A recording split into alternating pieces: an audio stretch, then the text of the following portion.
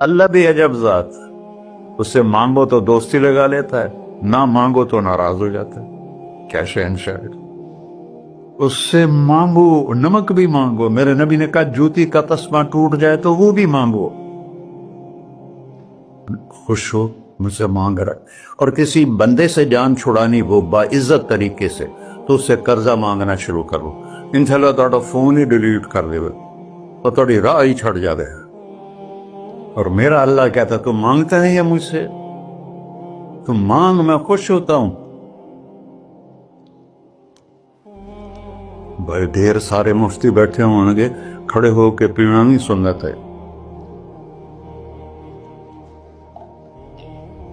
قرآن و فتویٰ لا دے ہو میرے پہ۔ تو اللہ سے دوستی لگانی ہو مانگنا شروع کر، بھکاری کی طرح۔ ہم مانگتے نہیں ہیں، ہمیں دعا کا طریقہ نہیں آتا۔ یہ جو بھکاری کھڑے ہوتے ہیں اچھی خاصی کمائی کرتے ہیں، لیکن آپ ان کے چہرے کے ایکسپریشن دیکھیں، کیا وہ مسکنت کی تصویر بنتے ہیں، پھر ہی تو آپ کچھ دیتے ہیں۔ میں نے 100 روپے دے دو جی، دو گے اس کو؟ ہم اللہ سے ایسے دعا مانگتے ہیں، اللہ کو اپنا دکھڑا سناؤ، اپنا غم سناؤ، اپنی تکلیفیں سناؤ، یا اللہ میرے ساتھ یہ ہوا، یا اللہ میرے ساتھ یہ ہوا، اب میرے ساتھ یہ ہو رہا ہے، تیرے تو سوا کون ہے، میں کتنے جاؤں، کرنا میرا کم، کر نہیں کرنا پھر بھی کر۔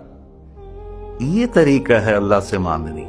یہ تو ہماری نماز کے بعد اماموں نے دعا یاد کی ہوئی ہے، اور دعا بھی گا گا کے پڑھتے ہیں۔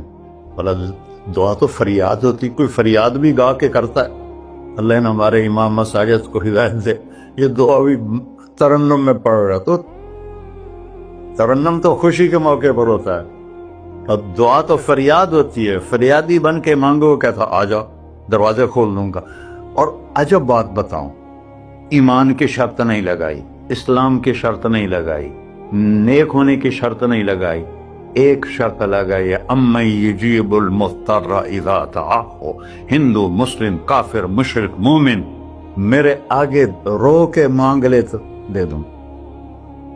انہوں پتہ نہیں کہ سارے مسلمان نہیں ہیں، مسلمان تو تھوڑے سے ہیں، 100 ارب، باقی تو سب غیر مسلم ہیں۔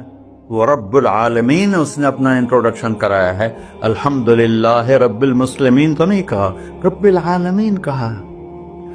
ابراہیم علیہ السلام پہلے نبی ہیں جنہوں نے مہمان نوازی کی سنت جاری کی کہ مہمان کے بغیر کھانا نہیں کھاتے تھے، مہمان ہوتا تھا تو کھانا کھاتا۔